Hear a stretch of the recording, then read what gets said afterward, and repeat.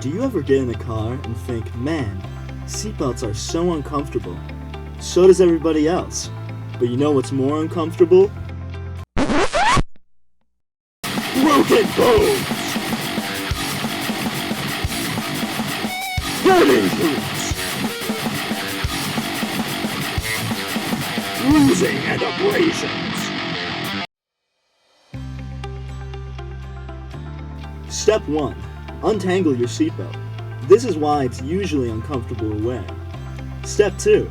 Make sure your seatbelt goes over your shoulder. Step 3. Clip the seatbelt over your waist. And step 4. Tighten your seatbelt as needed.